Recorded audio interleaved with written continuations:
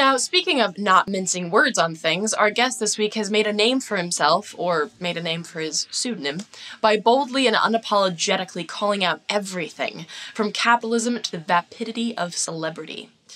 Plastic Jesus brings a myriad of issues to light in often cynical, sarcastic ways, asking you to think, oh my god, think, yes, think, about how you view the world and many aspects within it, using various mediums from your more typical idea of street art to actual installations literally stopping people in their tracks as they wander the streets of LA. And while it's pretty clear where his socio-political mind stands, the visual representation and unconventional illustration of these issues gives them a depth and a complexity rarely seen in the City of Angels. Take a look. There's a number of ways of doing things. You can write, fuck the government who 5-foot-high letters down a wall, or you can create a street installation, which effectively does the same. A piece I produced about 18 months ago was an 8-foot by 4-foot mousetrap, with placed in the cheese was a pile of credit cards. The piece was called Credit Trap. Now, at the end of the day, the piece says fuck the banks, but it does it in a much more kind of subtle way. So I think by using different medium, be it sculptures, paints, whatever, you can connect with people in different ways. And so that everybody gets a slightly different message, but it's obviously very clear that you're saying fuck the banks, like with that piece that you mentioned. Yeah, exactly. That's it. The importance of what I'm getting at is not necessarily the technical ability of what's there, but it's the message behind it. I mean, there's some amazing artists that do some stunning murals. Generally, they'll be round in the back alleyway behind retail stores in LA or New York or wherever. And you stand back and you're blown away by the technical content of them and the skill of the artist. But you look at it and say, well, what does it mean? Now, work is kind of on the other end of the spectrum. I want it to mean something, even though it's not technically great. So a lot of, and even outside like the idea of fuck the banks and fuck the government, a lot of your work focuses on the ridiculous nature of celebrity, and of course you're in Los Angeles, which is quite the place to focus on that. Talk a little bit about the lack of creative intellect in these industries and why you choose to highlight that. Well, I highlight it because so many people are critical of, for example, as we're talking celebrities. So many people will stand there and in the conversation, engage in a conversation that, the Kardashians or Kanye or whoever, this is trash that we're being fed. But, we're still the people that consume it. If there was no market for this trash, then commercial companies would not produce it. And, if a commercial company can produce a movie or a TV show or, a tabloid magazine, they're going to want to sell as much as they can of it. And, there's a clear defined route to do this. Unfortunately, I think that kind of jars and contradicts with what most of us believe is good, be it in entertainment, in culture, and in so many other areas of life, but we're prepared to sit there and consume it. So as a street artist and as somebody who's obviously lives in that world, do you see what do you see the trajectory of street art being? Do you see people starting to consume more of that underground, more of that alternative feel as opposed to tabloids and things like that? I mean, for corporatized news, for example, the bulk of their audience is over 65. Do you think something like that is happening with the creative and art world? Well, I think there's been a lot of disenfranchised people in the last few decades, from the 80s upwards, that felt they'd had no involvement in culture and politics on a street level. Now, I think things are changing, and we can see that with the primaries that are going on at the moment, where people are saying, hey, we can actually make a difference with what we're doing. And I think street art is really tapping into that. But the irony of it is now is that street art is becoming mainstream, and I must admit some people that buy and collect my street art are as conformist as you can imagine. So you mentioned when I first, sort of shifting gears here, you mentioned when I first reached out to you that you align yourself a lot with the ideas of the Occupy movement. So I'm curious to hear what specifically you align yourself with, and was that the beginning of? You said you started with the Stop Making Stupid People Famous in like 2008, but did your political artwork sort of feel a surge with the Occupy movement, or were you already doing that before?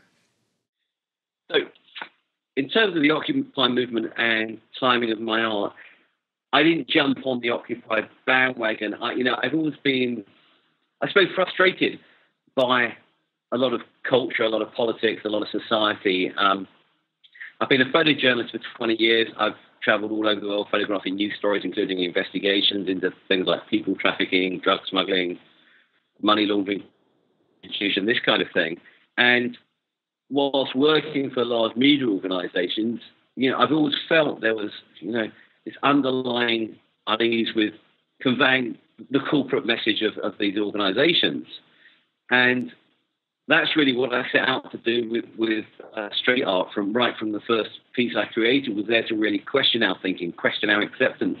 And whilst the Occupy movement was engaging people, I felt that my work could act in a different way in terms of be more of a catalyst rather than a direct action type of system or message. So I wouldn't imagine for 1 minute I personally would change much in the world. But if a piece of my art can be a catalyst for somebody else who can then reach out to somebody else, and people can then start thinking and reconsidering their beliefs, then, that's what I hope for. I want people to look inside themselves, look at their belief systems and their thoughts and their understanding, and become engaged, become empowered, and actually to step out of this kind of nice, cozy, comfortable zone that you're in, where nobody complains or steps out, to question society, and people start questioning. It might be in a very small way about something locally in community.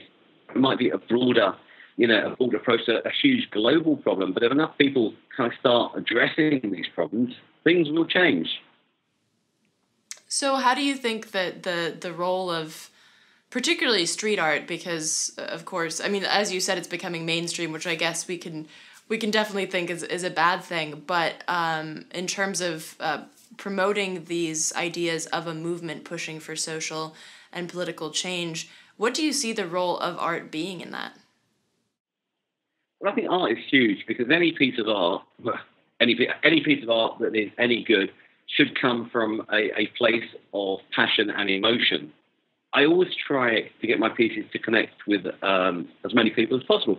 I get criticised that by some of the street art community, saying my pieces are just commercial, populist, whatever. But what is the point of a message if you're not going to reach out to as many people as possible with that piece? Right, it's that idea of like meeting people where they're at and not trying to assume that everyone's just going to understand because they should, kind of idea. Yeah, exactly. I mean, the best outcome for my pieces possibly can be not for somebody to say, yeah, that's right, but people to actually say, yeah, actually, what am I thinking about this? And actually consider their own beliefs. So I want people to start a questioning process. Yeah, you'll see a lot of my pieces, as I said, the big credit card piece, the big mousetrap piece, didn't say fuck the bank. But it carried the same message, so people will start thinking, yeah, I've got 20, 30, 50, $100,000 in credit card back debt, and this is exactly how I feel. And by questioning it, rather than saying, banks are, the banking system's fucked, I think you can achieve way more. Yeah, and of course, even just that piece, it speaks to so many different situations. The picture being worth 1,000 words, it could speak to credit card debt due to foreclosure, or due to student loans, or it could speak to so many different types of situations that, whereas fuck the banks could just be written off as an angsty teenager or something. Yeah, totally. I mean, quite a few number of my pieces also address drugs in society and drug use.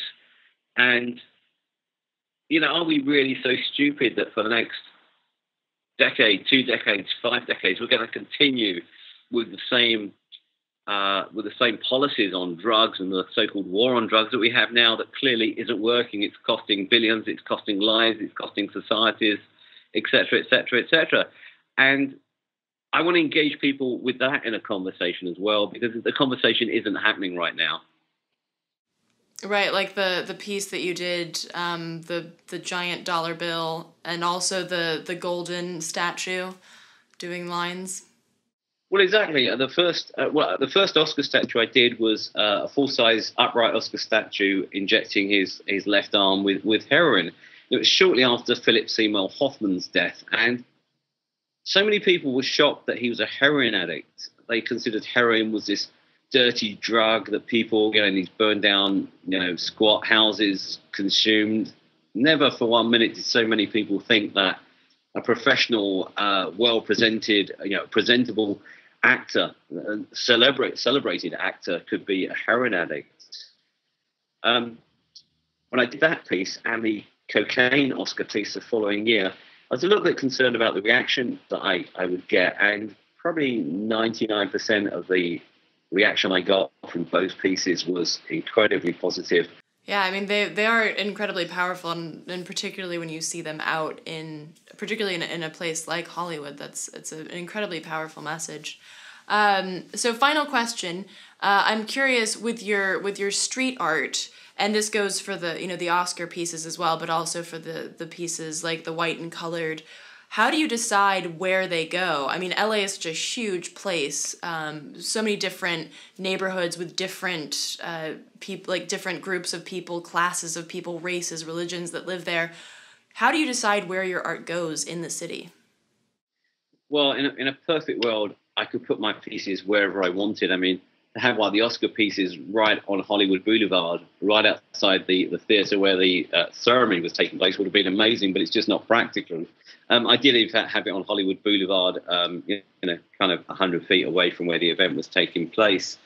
And again, this year, the segregated drinking fountain piece that I did last week, I would have loved to put that outside the Academy walls, their offices in Beverly Hills, but it wasn't practical. So generally, I opt for somewhere that has some relevance, but if possible, if that's not possible, I go for somewhere which has a high volume of traffic. Melrose Avenue in Los Angeles here has between 30 and 50,000 people traveling along it each day. And for me, the importance of that is, if I can get my message out to 10,000 people or so in a day, great. But if those people are then using social media to get their message out further, that is so much more empowering for me. So there you have it. Question your beliefs as often as you can, and if you're in LA, Plastic Jesus will help you along that path. For more information on Plastic Jesus and his awesome array of work, check out plasticjesus.net. And if you're in the LA area, look out for some of his work this week, seeing as the Grammys were on Monday. I certainly wouldn't be surprised to see one of his pieces lurking close to the halls of the vapid and shallow.